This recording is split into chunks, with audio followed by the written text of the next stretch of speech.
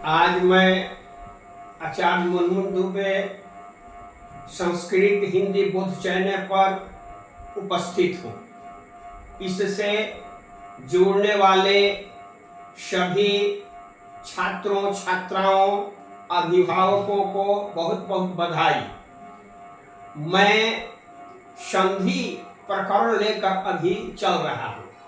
संधि प्रकरण के तहत अभी वर्णों का ज्ञान मैं बता रहा हूँ। आज भी वर्णों के विषय में ही मैं चर्चा करूंगा। उसके बाद संधि के जो नियम होंगे वे आपके समक्ष प्रस्तुत किए जाएंगे। तो प्रयत्न हम जब बोलते हैं, जब हम किसी वर्ण का जब उच्चारण करते हैं तो दो तरह का प्रयत्न हमारा होता है। पहला है आभ्यंतर प्रयत्न और दूसरा है बाह्य प्रयत्न। अंदर जो हमारा प्रयत्न होता है, अंदर से मुंह के अंदर, तो उसको आभ्यंतर प्रयत्न कहा जाता है। उसके तहत आभ्यंतर प्रयत्न के तहत चार भेद आते हैं, जिस पर लिखा गया है अस्पृष्ट।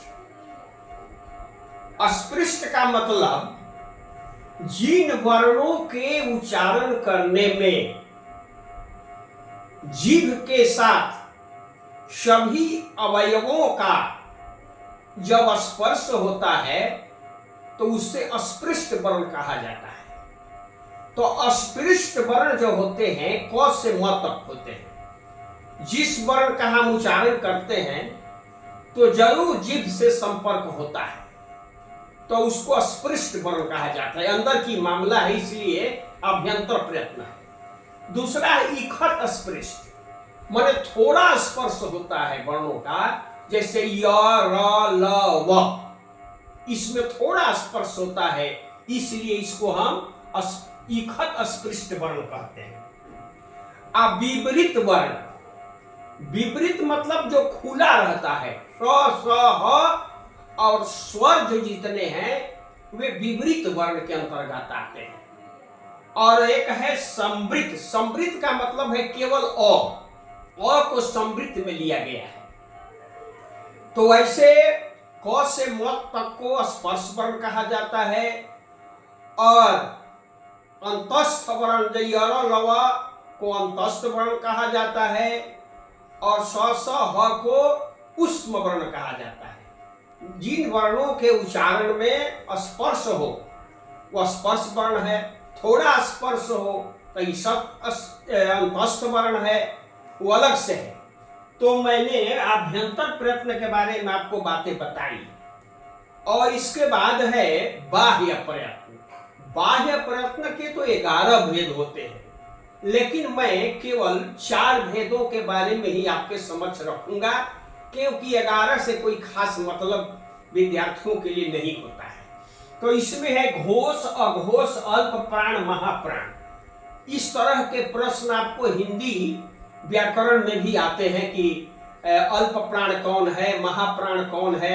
ऐसे वर्णों के बारे में प्रश्न पूछे जाते हैं। तो मैं आपको बता रहा हूं कि घोष वर्ण कौन है।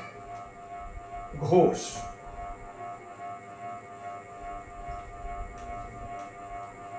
तो घोष जो वर्ण है, घोष वर्ण पहला है घोष।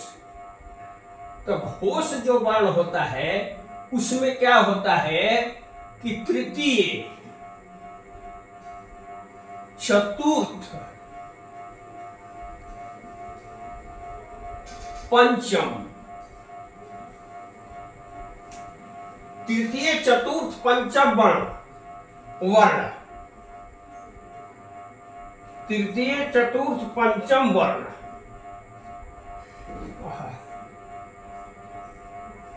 य र ल व ह, य र ल व ह, यह जो है ये घोष वर्ण है। तृतीय का मतलब हुआ ज ब ग ड द, चतुर्थ का मतलब हुआ झ भ घ ढ ध, पंचम का हुआ य म ग ण न म, तो ये घोष वर्ण है। यर लव ह, यर लव ह, यह जो है इसको घोष वर्ण कहा जाता है। और इसके बाद है दूसरा अघोष। अघोष में आता है वर्गीय वर्ण के प्रथम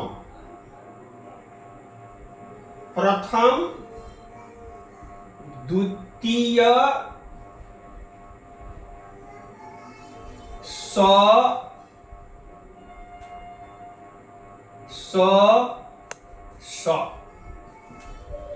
अघोष जो है उसमें आता है वर्गीय वर्ण के प्रथम क च ट त प, क च ट त प, और द्वितीय ख फ छ ठ थ और स तीनों स, ये अघोष वर्ण होते हैं।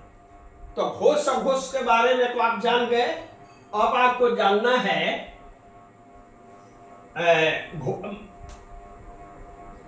अल्प प्राण और महाप्राण। अल्प प्राण है, अल्प प्राण, अल्प प्राण।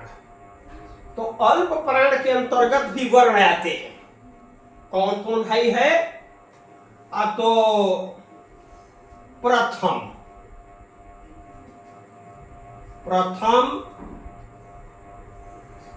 तृतीय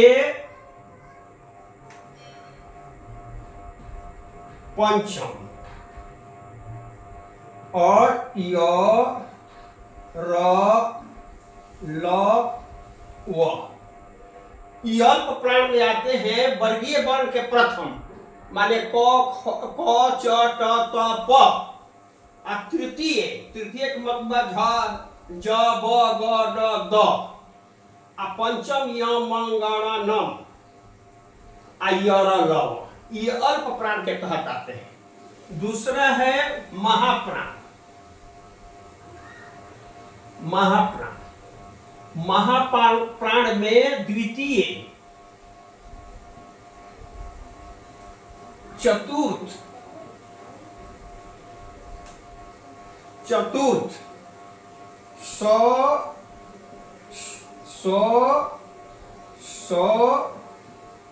ह, ये वर्ण आते हैं महाप्राण में।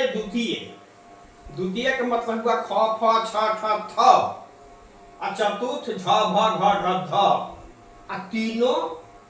तीनों स, देखिए तीनों स और ह, ये महाप्राण में आते हैं। हम जब बोलते हैं तो अनुभव होता है ये महाप्राण के अंतर्गत आते हैं, यह प्राण के अंतर्गत आते हैं। तो यह बात आप समझ गए। और इसके बाद हम आपको उच्चारण स्थान बता देता हूं। अब आपके समक्ष मैं उच्चारण स्थान के बारे में बताता हूं। हमारे मुंह के अंतर्गत 5 स्थान है वर्णों के उच्चारण के लिए।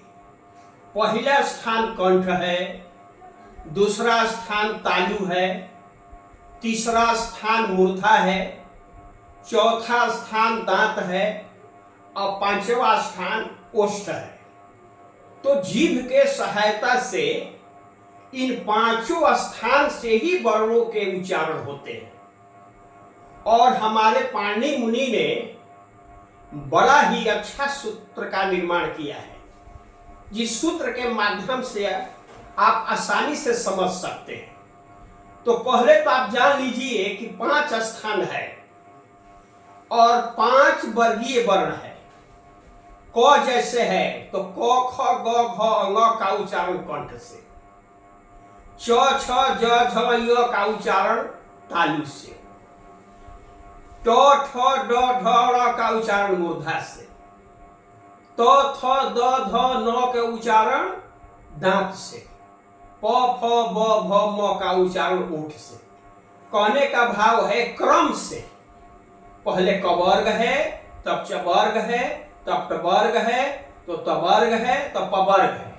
पहला कंठ है, दूसरा तालु है, तीसरा मूर्धा है, चौथा दांत है, पांचवा ओठ है।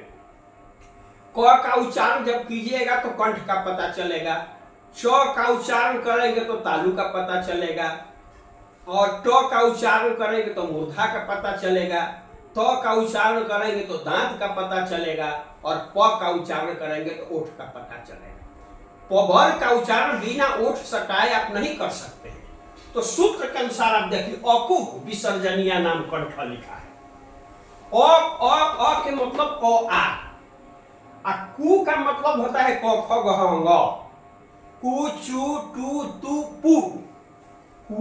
कु से कहने का मतलब हुआ पांचों वर्ण, आ चू का मतलब पांचों वर्ण, आ टू का मतलब पांचों वर्ण, आ तू का मतलब पांचों वर्ण, आ पू का मतलब पांचों वर्ण।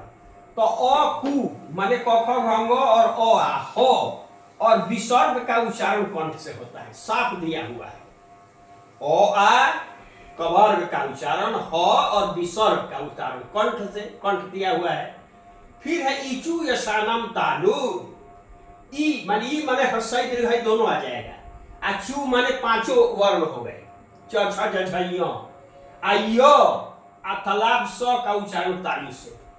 तालब से इसीलिए कहा जाता है, उसका उच्चारण तालु से होता है। और ऋतु रसाना मूर्धा, तो री और टवर्ग र और मूर्धन्य सा उच्चारण मूर्धा से, मूर्धन्य सा उच्चारण मूर्धा से होता है, इसीलिए उसको मूर्धन्य सा कहा जाता है। ऋतु रसानम दंता, लरी दंत स का उच्चारण दांत से होता है, इसीलिए इसको दंत स कहा जाता है, दांत से उच्चारण होता है।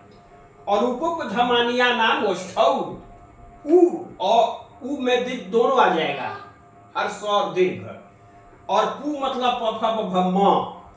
और उपधमानीय एक होता है, उपधमानीय जो होता है ये है, देखिए उपधमानीय,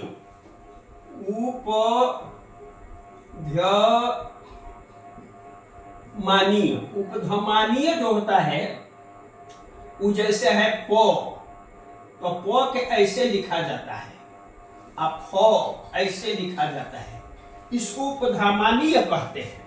तो इसका भी उच्चारण होता है ओठ से। और इसके बाद ए दैतो कंठ दालु, देखो ए इसमें है, ए धन ऐत, तो ए दैतो कंठ दालु, ए और अय इसमें आएगा, ए और अय इसमें आएगा। तो ए अय का उच्चारण कंठ और तालु दोनों से होता है। और यहां जो साथ में है ओ और औ, ओ औ, ए दैतो इसमें दिया है कंठोष्ठम। तो ओ और औ का उच्चारण कंठ और ओठ से होता है, और व का उच्चारण दांत और ओठ से होता है, लिखा है दंतोष्ठम वकारस्य व का। फिर एक में य म अङ ण, इसका उच्चारण नाक से भी होता है। तो उच्चारण स्थान जान लेना चाहिए। उच्चारण स्थान को जान लेने से ये होता है कि जब आप संधि पढ़ेंगे, संधि का नियम पढ़ेंगे, तो इस उच्चारण स्थान का बड़ा महत्व है। और हिंदी की परीक्षाओं में, चाहे संस्कृत की परीक्षाओं में उच्चारण स्थान भी पूछे जाते हैं। इस सूत्र को यदि जान लिया जाए तो कोई बड़ी बात नहीं है, सामान्य ढंग से बच्चे उस चीज को समझ जाते हैं। तो आज हमारा इतना ही रहेगा, और इसके बाद अगले दिन अब संधि के बारे में आपके समक्ष मैं अपना विचार रखूंगा। तो आप इसे जान करके आप शेयर करेंगे, सब्सक्राइब करेंगे और लाइक करेंगे, तो बहुत बहुत धन्यवाद।